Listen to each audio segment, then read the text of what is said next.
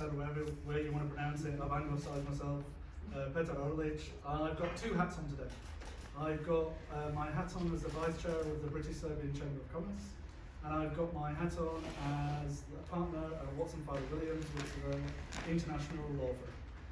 And I've been working as a lawyer on deals in the region over the past 20 years. And I kind of cut my teeth on a deal when, back in the day, Merrill Lynch bought a stakehold in MPC Properties in Belgrade. So those were the good old days back in 2006.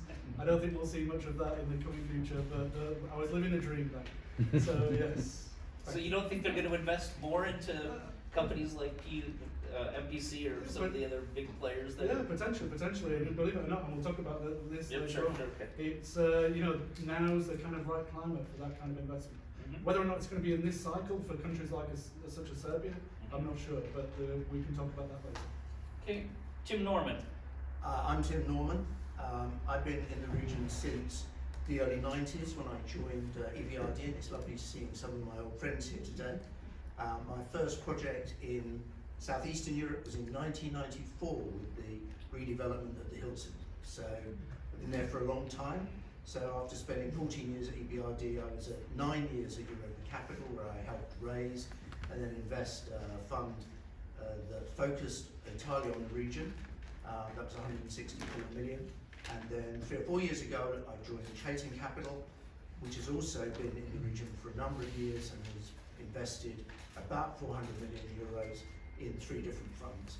And we're in the process of raising new money now, mainly for residential across the region, but mainly focusing on Eucharist. Okay, great. Now we could go a lot of different ways with the conversation here, but just maybe a couple of questions from the audience is, how many of you have been in SCE region, either Romania, Serbia, Bulgaria, Croatia? Just raise your hands if you've been there or lived there. How many of you live there? Okay, and so how many of you have never been in the region? No, more than one, right? All right, so a few different, okay. And how many, I think another question is, how many of you are looking to invest more on the residential side? I would say more buyer, let's say buyer in sort of residential, like small rental properties or big rental properties. Is that of some interest to some? Okay, great. And what about more commercial interest, buying office buildings, resident retail, logistics? Okay, good, a few. So we'll cover all the sectors then. And luxury market for SCE. Anyone interested in the luxury market? Okay, good. Well, we'll hit that next. So David, one thing I've always run into in Central Eastern Europe is what is luxury? And I would say you get, different perspectives of that. And from what I've seen is there's very little luxury, but it's more premium market. How do you differentiate the two, or when you say luxury, what are you aiming at for Central or Southeastern Europe? Yeah, I think that's a good question. When I look at luxury resorts, luxury hotels and residences in Europe, I would say the benchmark is Portocello, Costa Esmeralda. And then I say to myself, what do they have, which Croatia, for example, has and doesn't have. So Croatia has great security, which we have in Portocello, no paparazzi, which we have in Portocello, an outstanding yachting, sailing environment, an outstanding yachting, super yacht environment.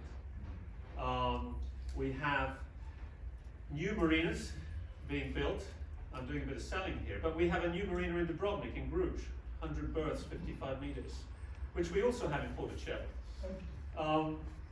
We have some outstanding hotels in Istria, the Grand Park 5-star. We have the Valamara, which is being built, I think, 500-room resort in Rovim, I think, in 2021. So we have some resorts which are being built.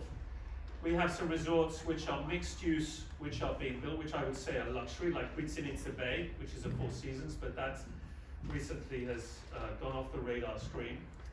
And I think we have some other angles which I think are indicators of luxury. Like, for example, on the residential side, when I talk about residential real estate, We have Sotheby's International Real Estate, which is selling real estate in Croatia, and that is buyer-driven as well as, that's buyer-driven. People want to buy there, and they found the right broker to work with. We have Savills.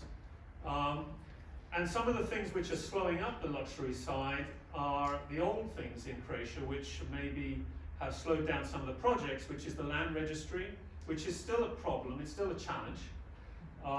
But the fact that we now have Sotheby's and we have other international luxury brokers who are selling standalone real estate means that that's getting sorted out, because we've got high value luxury standalone residences being sold in Dubrovnik and all around Croatia.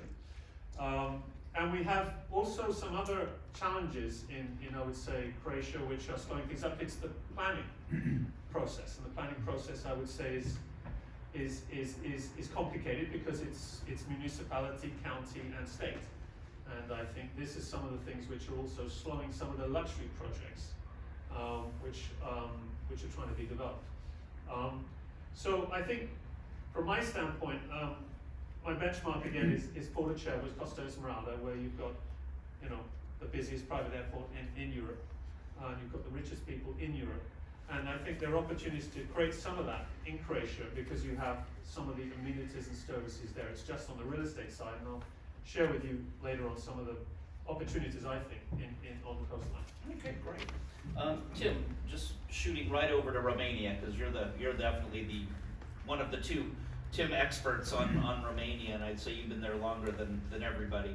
As we're talking about trends, what do you see from an investor point of view? I would say from, let's say 5 years ago to now, kind of, and where do you see the trends going for investors and and developers? But starting with actual investors, what do you think they're going to be buying or looking to buy? Well, I think there's one aspect in the region which is the same in all the countries, and it's still an issue, it's still an opportunity, and it's still the thing that we have to work most to try and change, and that's liquidity.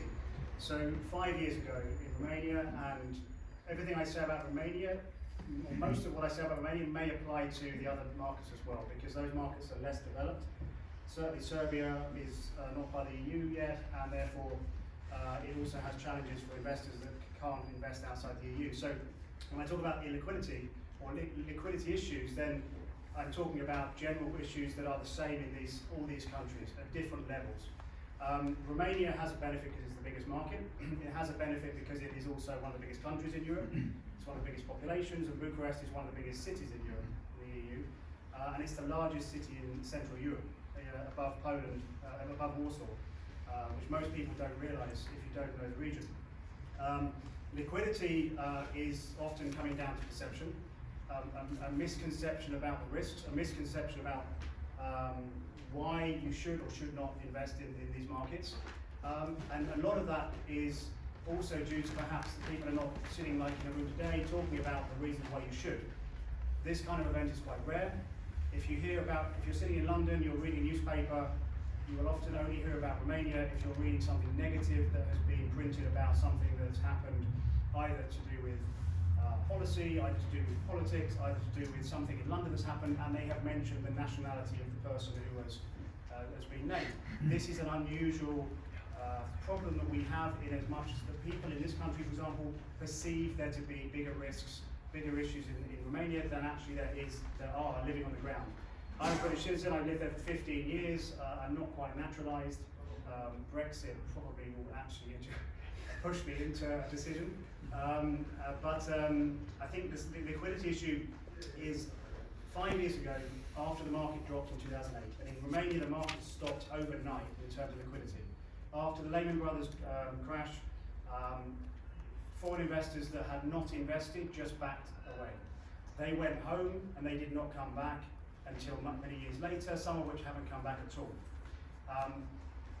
The ones that had invested in a wave which tended to be in many cases overpriced at the time. It was the wave that everyone saw across the globe in that time, and the market was not ready for it. The market is still recovering from some of these issues, and also the memories that some of these people have, saying, well actually I lost money in Romania. The reason some of these people lost money is because they were paying under 6% a yield for a commercial office building, an office building or a retail centre in that market. The market has come now, what is now almost 12 years later, to a level of which certainly the banks are more careful. Certainly the pricing is not anywhere near that level in terms of relative level. And obviously we don't have, some of the lessons have been learned. The biggest issue that we face, and the reason why we had this equity come in and then disappear and then not come back for some time, is because most people are taking a view of 3, 5, maximum 7 years.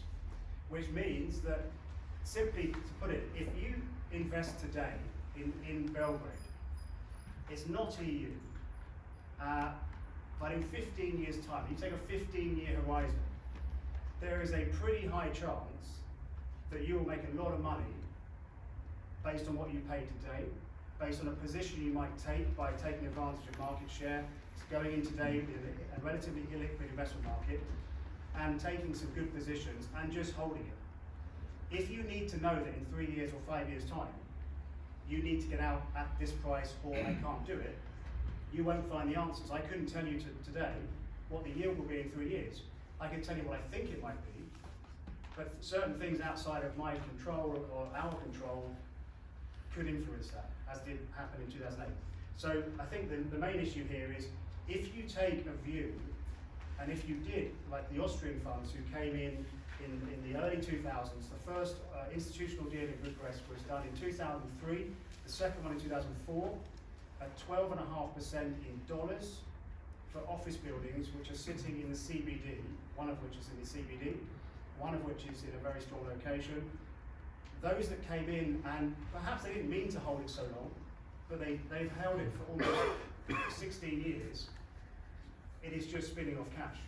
If you take that view going forward and don't have this issue that I need to get out earlier, and I understand why investors can't look that far ahead, this is the issue we've got.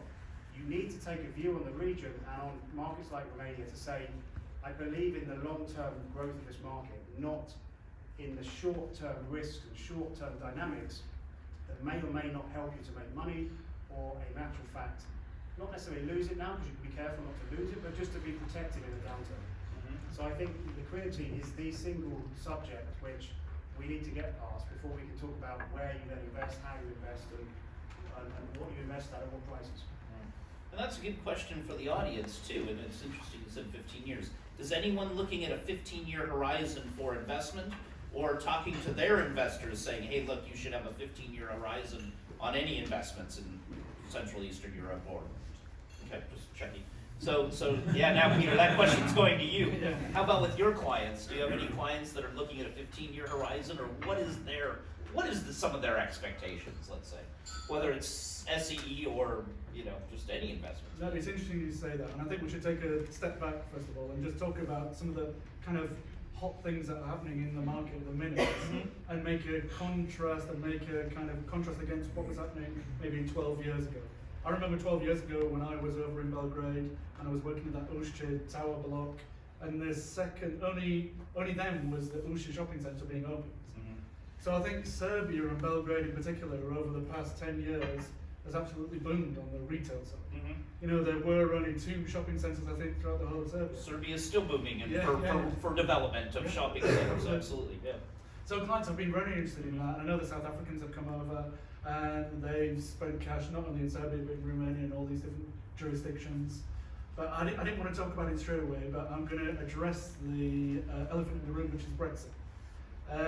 Brexit, people have been talking about it today with me, and they've been saying to me, what's happening with Brexit, and what kind of effects is this going to have on Southeastern Europe? And the reason why I'm mentioning it now is because over the past year, I have had more clients calling me and speaking to me and asking me and giving me inquiries about potential real estate investment in Southeastern Europe than I have over the past 15 years. Now, you mean because they're like thinking about they're second guessing the UK to put their money in, and they're looking in somewhere out of the UK? Absolutely, they're looking at something outside of the UK. They've got cash. They're not particularly willing to invest anything in the UK at the minute because of the political climate. And I've been harping on for 15 years about these strange jurisdictions in the Balkans and in Croatia, Serbia, Bosnia, the former Yugoslavia, and only now have they been coming to me saying, okay, yeah, that place, Serbia, what kind of return can I get on an office building over there? Right. And when I say numbers like, and maybe I think this is right, 8 to 10% over in Serbia, maybe 6 to 8% on an office building on a dry deal. A little bit over 8, yeah. Yeah, people get excited by that. It's better than 3. Yes. Yeah. Yes. And I remember back in the day, you know, when I used to go over to Serbia back 10 years ago, when the only hotel that you could stay in was a Hyatt. And now when you go to Serbia, you can stay in any 5-plus hotel you want to stay in, and any kind of boutique you want to stay in, boutique hotel. Yeah, boutique hotels are great, but of course, like the Hilton, they're marketing it and pitching it a bit more. Yeah. Of course, don't miss the boutique hotels in Serbia. They're also in Serbia and Belgrade. They're also great. So clients have been approaching me, they've been saying, look, we want some kind of dry office deal to dip our toe in the market, something where it's fully tenanted, where we can get a decent return, number one. And number two, logistic parks have been very popular as well. And there's been quite a bit of interest and quite a bit of queries in relation to that too. So are you running more into problems of finding the right product for those? Finding the right product, and you know, it's a classic old age problem, people just being uncomfortable with the markets in Western Europe, and especially countries like Serbia. So if you were going to give one or two, let's say 2 things like, hey, watch out, don't just go there because you know someone who knows their cousin who's got a great deal for you, what would you give for advice if you're, hey, we're going into Serbia or Belgrade, what should be the first few steps that you've probably seen mistake after mistake after mistake that have cost people money? Number one thing, and I'm not saying it because I'm a lawyer.